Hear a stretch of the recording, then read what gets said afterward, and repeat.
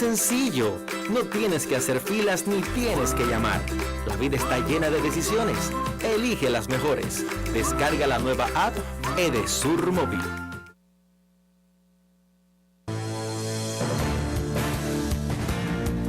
El poder de la tarde. Así es. De vuelta ahora en el poder de la tarde. Gracias por continuar con nosotros, por compartir el contenido de este miércoles 8 de mayo, año 2019. Anunciamos la participación de Carlos Mesa. Él es abogado. A propósito de los temas que se debaten en el ambiente político, tiene una visión desde una visión jurídica de cada uno de estos temas. Bienvenido, Carlos. Saludos, buenas tardes, noche. Joana, Alexander. Buenas tardes, bienvenido al Poder de la Tarde. Gracias por la invitación al espacio. Y saludo con ustedes también a mi distinguido amigo, a quien considero un prócer de la comunicación y el deporte, a don Luisín Mejía. Ah, muy bien, saludos para don Luis. Cuéntenos su parecer acerca de estos temas que se debaten. Hay una última decisión de la Junta Central Electoral, usted que maneja muy bien estos temas políticos, y cómo no, la realidad que viven los partidos a lo interno de cada una de estas organizaciones. Bien, gracias. Bueno, sobre el tema en este caso de la decisión reciente de la Junta Central Electoral, sí, yo soy un poco cuidadoso al momento de emitir algún juicio. Yo todavía no me he detenido en este caso, a estudiar la decisión. Solamente me he hecho eco de algunas opiniones a través de las redes sociales. Y en nuestro grupo de maestría, yo actualmente estoy en una maestría de Derecho Constitucional y Procesal Constitucional, la Primada de América. Entonces ahí se debaten estos temas de carácter general. sí. Entonces ahí veo que hay algunas opiniones y por lo que he escuchado se trata de una decisión muy cuestionada porque la Junta, sobre ese peso que le corresponde de cara a esas elecciones que tiene que montar en este tiempo tan breve, pues tiene que dar decisiones de manera muy cuidadosa. Entonces, lo que se entiende que quiso, digamos, complacer a dos partes, están nadando en dos aguas, y lógicamente que eso le va a traer un descrédito que va a tener que buscar la forma de reponerse. Entonces yo entiendo que a priori ha sido una decisión un poco contradictoria. Va a tener que esforzarse en mejorar esta situación. Esa es mi ponderación en ese ¿Cómo ve usted que avanzan? Hay gente que vincula esta decisión y la presión que ha administrado la Junta Central Electoral con la pugna interna, con los enfrentamientos internos en el PRM y en el PLD. El PLD vive otra realidad, gente que están pendiente a una decisión, a un anuncio, gente que aupan, que promueven la reelección del presidente Danilo Medina, primero una posible modificación a la Constitución, y la gente que trabaja con el doctor Leonel Fernández, que ha dado una demostración contundente de masa recién domingo pasado. ¿Qué opina usted, cómo anda ese ambiente? Bueno, fíjate, yo particularmente tengo un enfoque crítico personalizado en estos temas. Si se puede decir, en mi caso particular, yo soy un técnico del razonamiento crítico. Me he autodenominado así porque cuando se plantea algo, pues yo trato de buscarle una arista totalmente distinta. Sí. Sobre el tema específicamente de la modificación, o de la posible modificación a nuestra Carta Magna, para imponer el tema de la reelección del presidente Medina, yo elaboré un ensayo en marzo pasado, denominado Mecanismo Supraconstitucional, fórmula perfecta para impedir la fácil modificación a la Constitución. Muchos me dijeron es muy largo, pero lo que hice fue entonces una fusión de conceptos de constitución, constitucionalismo y neoconstitucionalismo, y lo denomino hiperconstitucionalismo o posneoconstitucionalismo.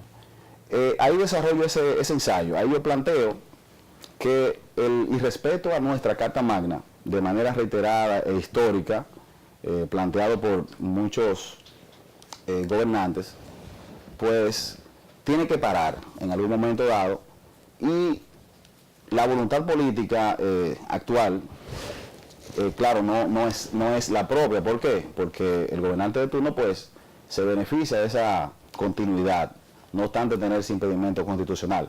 Entonces, en ese ensayo muy interesante, yo hago, trazo las pautas, o digo cómo se puede lograr imponer ese blindaje ¿Qué ha hecho falta a la Constitución. Aparte de la voluntad política e histórica, entiendo que ha faltado atribuirle o darle esa facultad a un órgano constitucional que podría hacerlo si existe esa voluntad política. Y se trata, en este caso, del Tribunal Constitucional. Como ustedes recordarán, somos nuevos en el tema de jurisdicción constitucional, porque básicamente fue a partir del 2011, en el 2010, cuando se incorpora este nuevo órgano constitucional conjuntamente con los demás extrapoderes, porque ya no podemos hablar aquí de 3 poderes, eso hay que tenerlo muy en cuenta. Aquí tenemos 3 poderes clásicos, los famosos 3 poderes clásicos, que sabemos cuáles son, pero también hay 6 extrapoderes. Entonces, a la luz de la Constitución, tienen un rango, digamos, jerárquico de manera equitativa. Y ahí saco a relucir el tema de la Junta. La Junta, en este mecanismo de protección que yo planteo, juega un papel muy importante. ¿Por qué? En la Constitución se plantea la forma de cómo debe ser modificada, ¿correcto? Está estipulado en los artículos del 267 al 272. Y yo planteo lo siguiente: la Junta es un órgano constitucional. A raíz de las constituciones anteriores, y esta específicamente del 2010, pues le da esta jerarquía, pero le dio una atribución aún mucho más específica, y fue el tema del referéndum aprobatorio. Entonces, el referéndum aprobatorio es un blindaje a la Constitución cuando verse, como dice el 272, sobre este tipo de temas.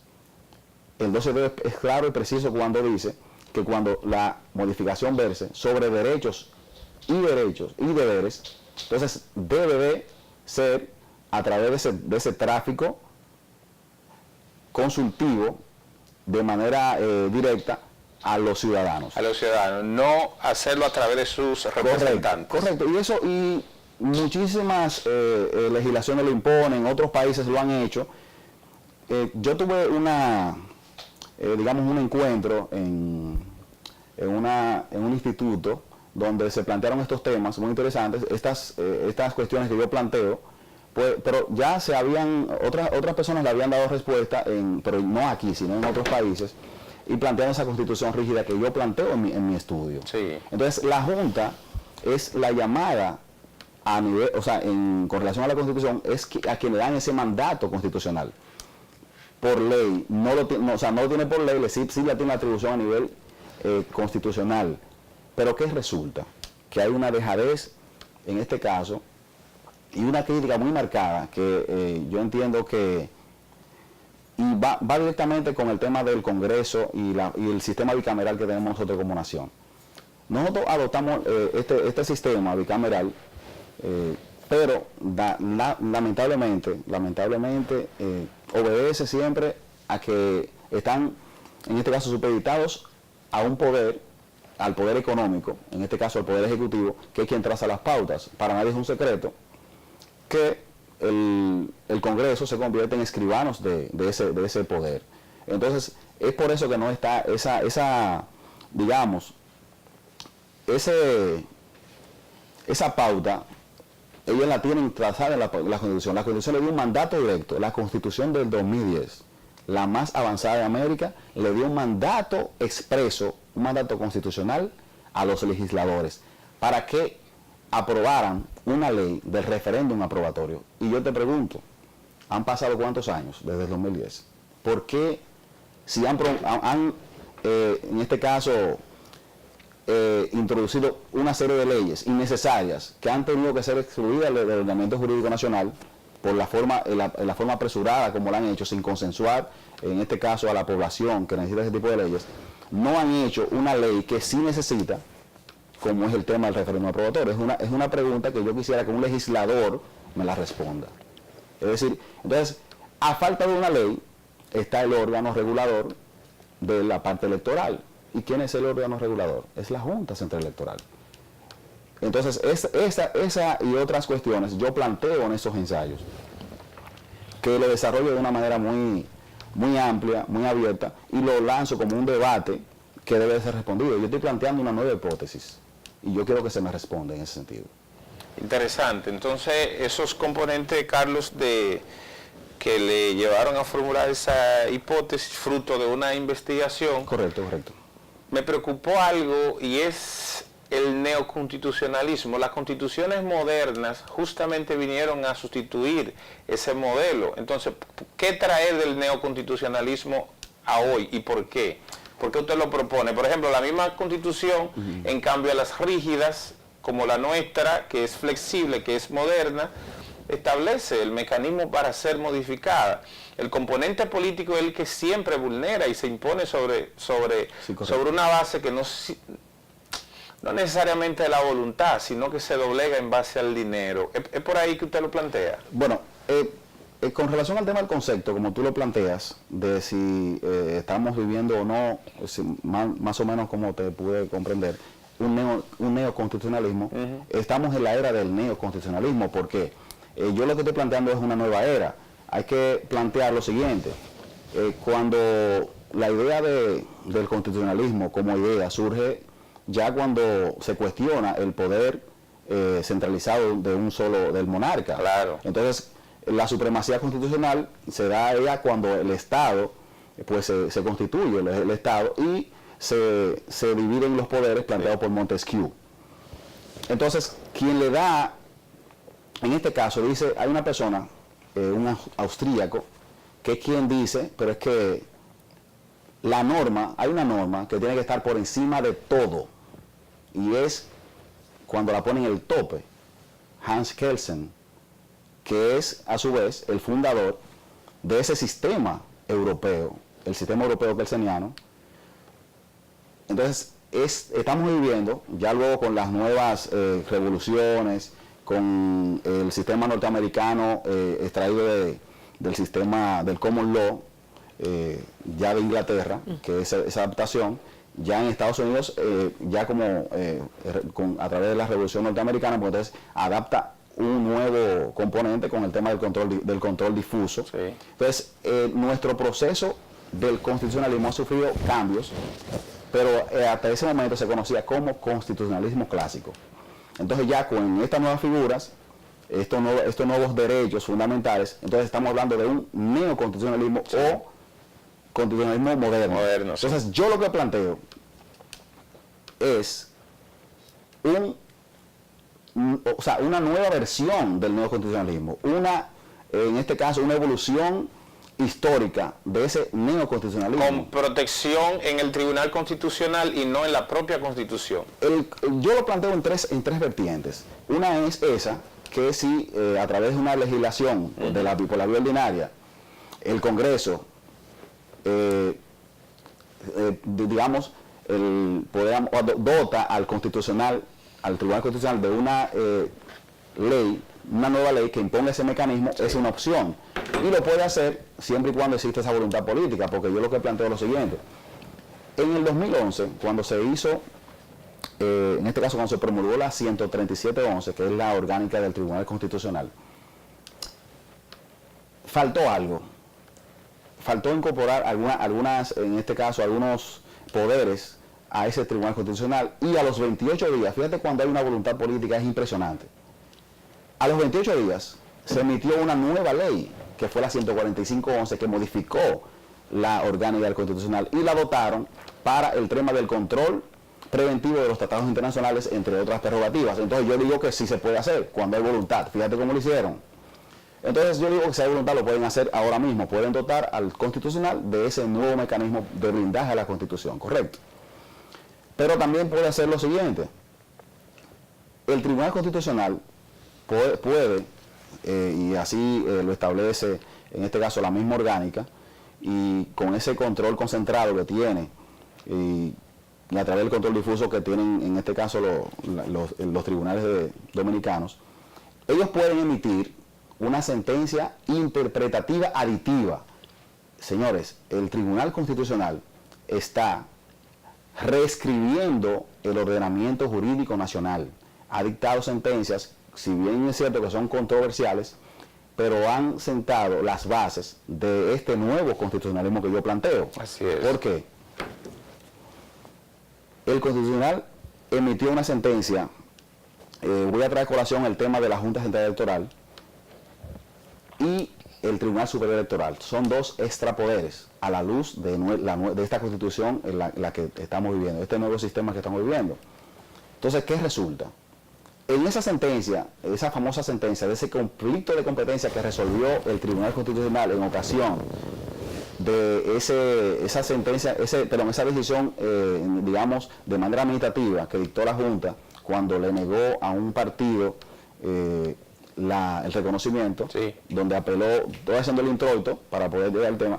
En esa misma sentencia, el Tribunal Constitucional le dio la razón ¿a quién? A la Junta Central Electoral, y dijo, porque fue un caso atípico, donde dos extrapoderes, hay que ver esa sentencia, o sea, muchas páginas, muchas motivaciones. En esa sentencia se dio algo atípico en el sentido de que dos órganos extrapoderes se atribuían competencias sobre el mismo asunto. Entonces, la forma de resolver eso, el Tribunal Constitucional decidió... Que en el Estado en su conjunto abunda, pero en este sentido no debe darse. Correcto, correcto. Ahí planteó algo muy preciso y le dio, en ese caso, la razón a la Junta Central Electoral y definió el tema de los extrapoderes. Con esa sentencia lo definió. Y esa sentencia es el resultado de que hoy, por ejemplo, la famosa sentencia ahora del caso del Partido de la Revolución Dominicana, que de eso podemos hablar muchísimo, pero ya entiendo que el espacio es un poco limitado, porque yo tengo una versión totalmente distinta a lo que se planteó. Sí, interesante. Entonces, es un caso muy interesante. Entonces, ahí el Tribunal Constitucional definió el tema de los extrapoderes y le envió un mensaje a la Junta Central Electoral, que la Junta Central Electoral puede casarse con la gloria si lo hace. Porque bien es cierto que el tema de la situación que tienen, ¿verdad? Por complacer, digamos, a todos los partidos, en este caso, yo entiendo de manera particular que quiere complacer al Poder Ejecutivo porque es quien administra los fondos, es quien distribuye los fondos. No quiere quedar mal, pero va a ser muy cuestionada. El Tribunal Constitucional le envió un mensaje y le dijo, mira, Juan, tú tienes las atribuciones para dictaminar en contra de Pedro. O sea, a través de esa sentencia planteó el tema de los extrapoderes. Sí, correcto. Le mandó a la Junta un mensaje. O sea, la Junta puede emitir una resolución donde plantee el tema del referéndum aprobatorio. Eso es lo que yo planteo, esa es la otra vertiente en mi ensayo. Así es, interesante. Carlos Mesa, abogado, sus conceptos son muy interesantes acerca de estos temas, plantea hipótesis y tesis distintas también y de seguro que estaremos invitándole más adelante. Gracias por participar con nosotros. Muchas gracias. La pausa y regresamos con Camilo y los deportes. Okay.